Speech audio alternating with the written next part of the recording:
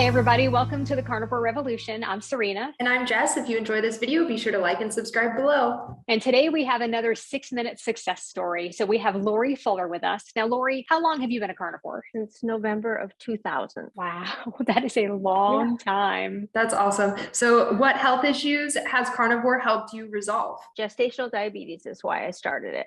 We had lost 2 babies before the one I was pregnant with at the time when I started, and it was because of the high blood sugars. And so my doctor was like, hey, do this, eat, as low carb as possible. And then let's make this happen. And so that's when it started. And that's amazing. Yeah. Well, other things too, like just attention and food intolerances and bloating. And I think you guys call it inflammation. Back then it was called bloating and retaining water. But yeah, inflammation, heartburn, just a whole laundry list full of things. So how strict did you have to be to achieve the results that you achieved back then? And how strict are you now? Pretty much the same, as close to zero as possible. That's wonderful. Do you use spices and things like that? Salt. That's about it. Salt and pepper. Sometimes pepper. If I do too much pepper, then you get the heartburn. So did you have a difficult transition in the beginning? Well, I was pregnant, so like everything is difficult. You wouldn't know, Jess, but Serena, you probably know.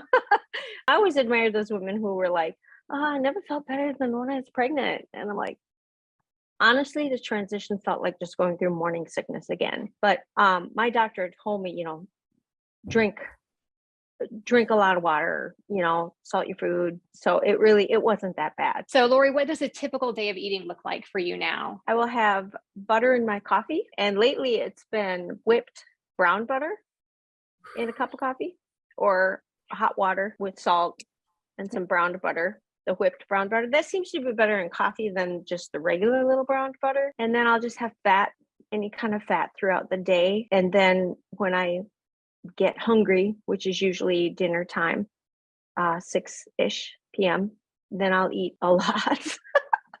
I'll eat a really big meal. And then, some days I'm not as hungry if I've had a lot of fat during the day. So supper time, I always have eggs because I think I'm addicted to eggs. I don't think eggs are addicting, but I think I'm addicted to eggs. So like tonight I had 6 eggs, huge hunk of cheese. I live in Wisconsin, so we eat cheese like with every meal. No, not true, but I eat cheese with every meal. So I had a really good amount of cheese, probably 3 or 4 ounces, and probably a pound of beef, maybe about a pound of beef. And then I have my own mayo because I make my own mayo. So I always like to dip the beef and eggs in my own mayo, which you can make out of any kind of fat that you have. As long as it gets solid, you can make a mayo out of it. So then I usually have that. So I don't know. I don't really track, but that's about what I had. About a pound of beef, 6 eggs, probably 4 ounces of cheese, and then my mayo. And I cook the eggs in bacon fat too. Did you experience any backlash when you first started the diet from your friends or family? Yeah, like that's super unhealthy. You're going to clog your arteries. You're going to have super high cholesterol. But I could use the excuse, I'm saving a baby. I'm making a baby and I'm saving a baby. And my doctor told me, do this. And I met with the nutritionist and she told me exactly opposite of what the doctor had told me. Completely opposite. And she's holding like these little tiny cubes size of dice of cheese. Now here's the amount of cheese you have in a day. And I was just like, okay. I could use that excuse, but then afterwards they sent the blood meter home with me from the hospital. And they said, you're still going to check. You're still going to do this. And then we're going to taper it off if we can taper it off. And that was a big triumph for me that I was able to give it back. And they said, you're good. And I gave the blood meter back and haven't used it since. But that's awesome. For years and years and years. Yeah. Yeah. I'm the weird one. Yeah. Bringing the deviled eggs to every family gathering. But, they're like, oh, it's been so long now, but then I'm the one that people ask advice for. If, I got to lose weight or I don't, this or that or this. And I'm like, eat the meat. Absolutely. Eat the meat. So now I think I know the answer to this, but do you think you're just going to be carnivore forever? Is that how you see this going forever? Oh yeah. Through the years, there have been days where, you don't want to insult your host. So you'll eat what they have. And wow, when you're so used to a certain way of eating and then you go off of it for a little, it's wow. It's like, I can't wait to get back on. I can't wait to get home.